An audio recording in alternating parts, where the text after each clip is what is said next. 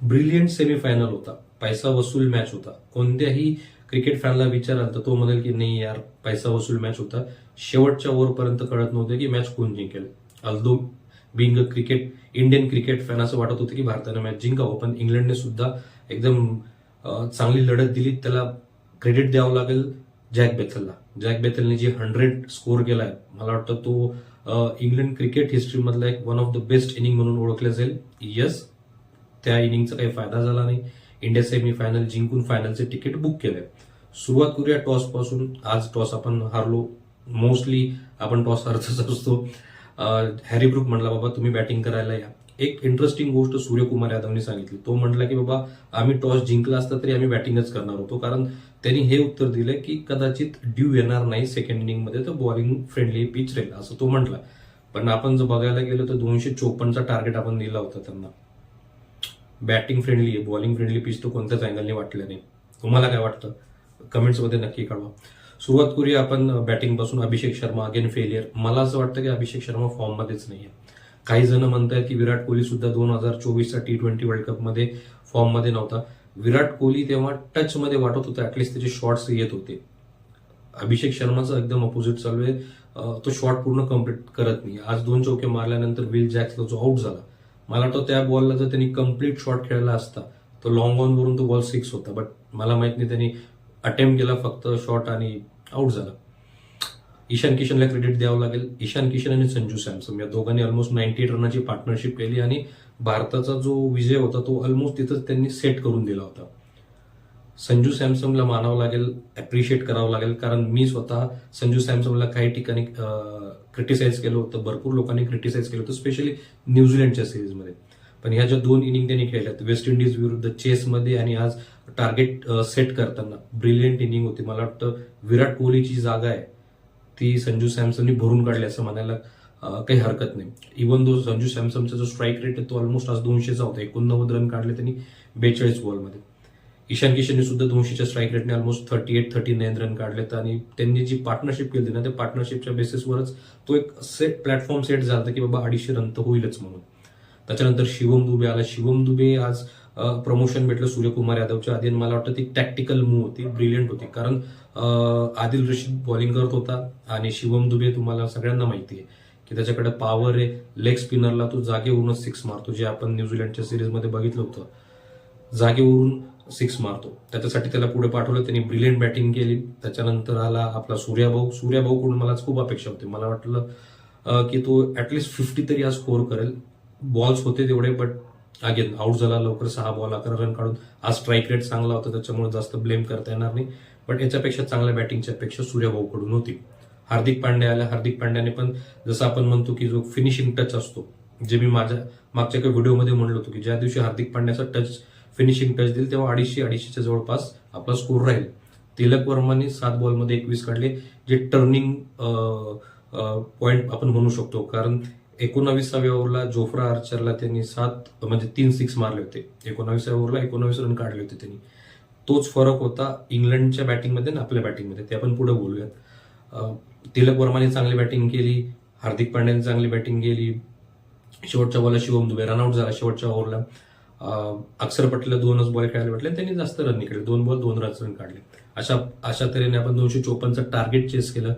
254चं target आपण set केलं, जे चेस करण्यासाठी इंग्लंड जेव्हा सेकंड इनिंगमध्ये आली तेव्हा त्यांच्याकडून अशीच काही अपेक्षा होती. फिल सॉल्ट आणि जॉश बटलर दोघंही फॉर्ममध्ये नव्हते आणि जो फिल सॉल्ट ज्या बॉलला आउट झाला तो बॉल जर बघितला तर तो अवे स्विंगवर होता हार्दिक पांड्याचा. कुठेही लक्ष नसताना मला वाटतं तो शॉट जो खेळला फिल सॉल्टनी त्याचा परिणाम झाला, आउट झाला. बेस्ट पॉवर प्लेचा मुवमेंट जो असेल तो मला वाटतं जसप्रीत बुमराहने आउट केलं होतं हॅरी ब्रूकला.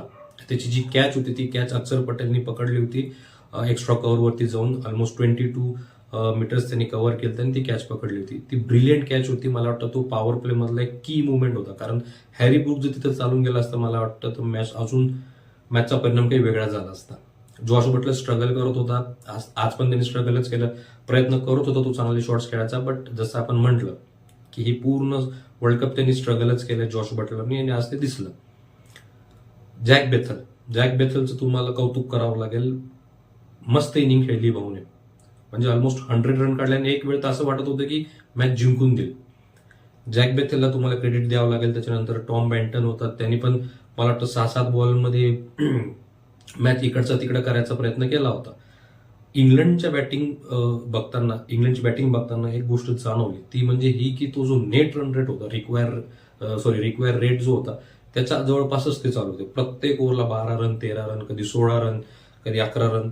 तर तो जो रन रेट होता, रिक्वायर रन रेट, तो त्यांनी कधीही कमी होऊ दिला नाही.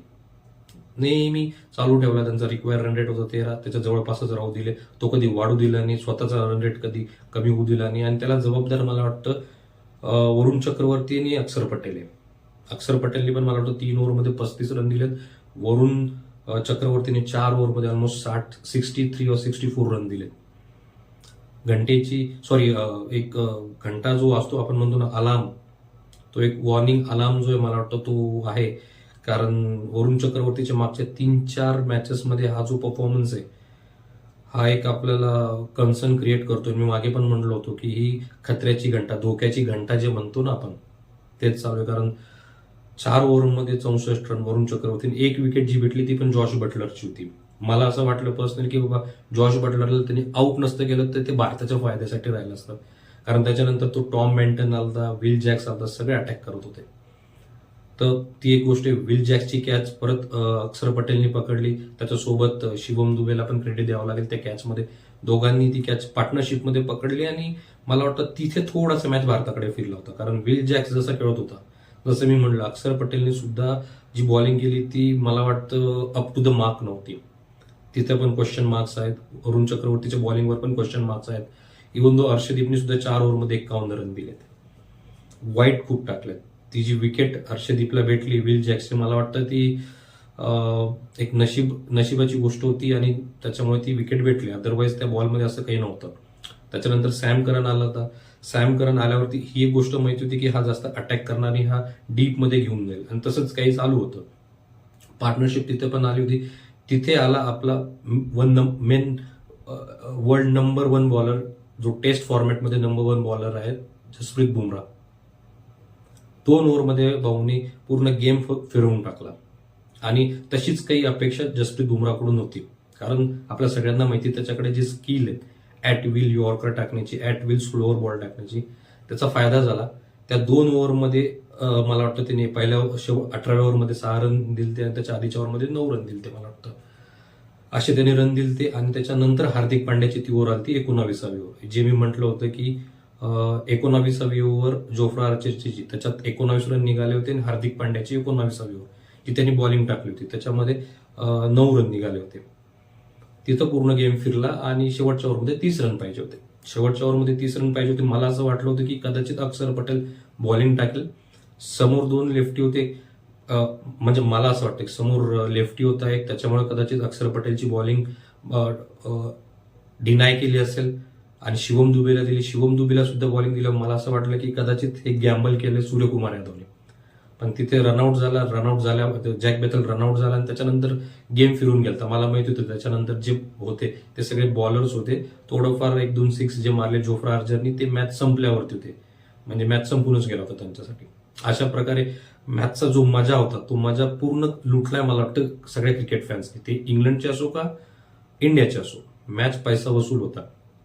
आता जर आपण बोलायला गेलो कन्सर्न्स, सगळ्यात मोठा कन्सर्न वरुण चक्रवर्ती, कारण तो तिसरा जेन्युअन स्पेशलिस्ट बॉलर आहे आपला. मी आधी पण म्हणलो होतो की वरुण चक्रवर्ती साऊथ आफ्रिकेविरुद्ध सुद्धा पण त्याला रन काढले होते, वेस्ट इंडिज विरुद्ध सुद्धा रन काढले होते, आणि आज तर आपण बघितलं 60+ रन त्यांनी दिले.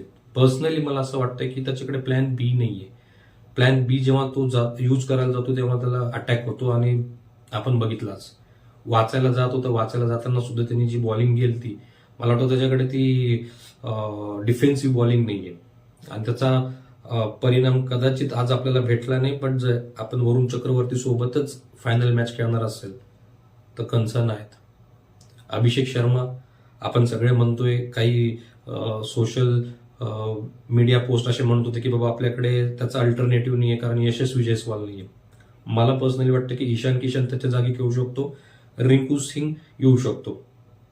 बट मला जेवढं मी सूर्यकुमार यादवला ओळखतो किंवा जेवढा गौतम गंभीरची स्ट्रॅटेजी आहे, कदाचित तो कॉल जो असेल तो ती जी पिच आहे शेवटची मॅच जी होणार आहे अहमदाबाद स्टेडियमवरती, ते पिच बघून टॅक्टिकल डिसिजन मला वाटतं वरुण चक्रवर्तीच्या बाबतीत सुद्धा आणि अभिषेक शर्माच्या बाबतीत सुद्धा ते पिच बघूनच घेतील. तुम्हाला काय वाटतं नक्की कळवा.